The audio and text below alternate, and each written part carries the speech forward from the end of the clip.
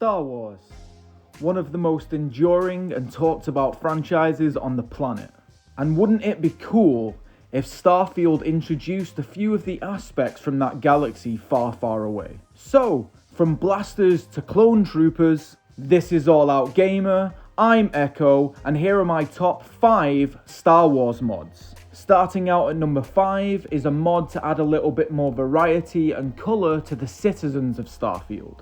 The Star Wars Aliens mod adds extra species to the game, such as the Rhodians like Greedo. These species are varied and will scatter wildly throughout the populace of each city you enter. And whilst it doesn't change any story-based or mission-based NPCs, it's still quite cool to see a variation of different species in the game. I know from personal experience that many players were quite disappointed that you couldn't pick different alien species as a starting or see any in the game, so this little mod is the next best thing. And yes, there is an additional mod that goes alongside this one that allows you to create a character that is also one of those species. So if you've always wanted to be a cool Trandoshan bounty hunter like Bosk, now's your chance. Go and get this mod in the Creation Club now. At number 4, we have a little mod that adds a very familiar location to the game. The Mos Eisley Cantina mod does exactly what it sounds like. It adds the cantina from A New Hope into the game. To find this once installing the mod, simply head straight into Aquila City and towards the rock and off to the left.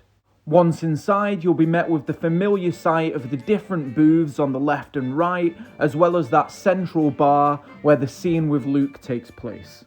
Combine this with the Alien Species mod from number 5, and what you'll have is the most wretched hive of scum and villainy in the whole of the Starfield galaxy.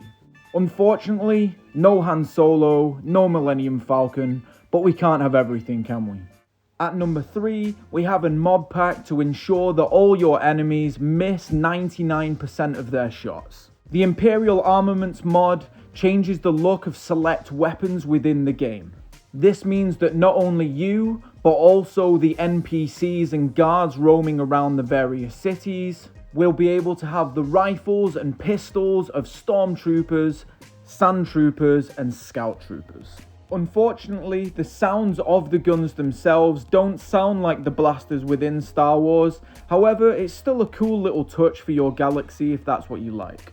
At number 2, we have a few additions to each and every city to make them feel just a little bit more Star Wars. The Star Wars City Edition's creation adds things like X-Wings, Y-Wings, Imperial Shuttles, and TIE Fighters to different cities. In addition to this, it will also change the look of the transit system within New Atlantis.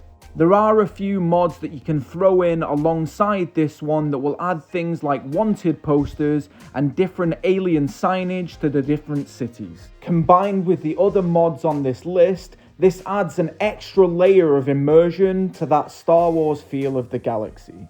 At number 1, we have mods to change the entire looks of the different factions within Starfield.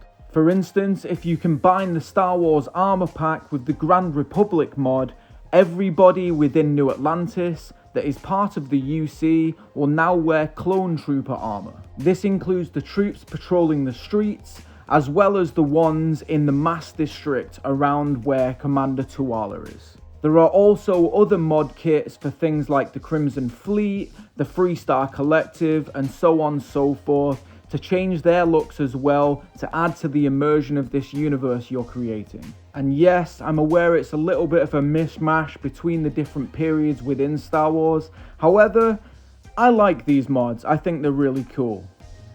And there you have it, my friends, that's my list.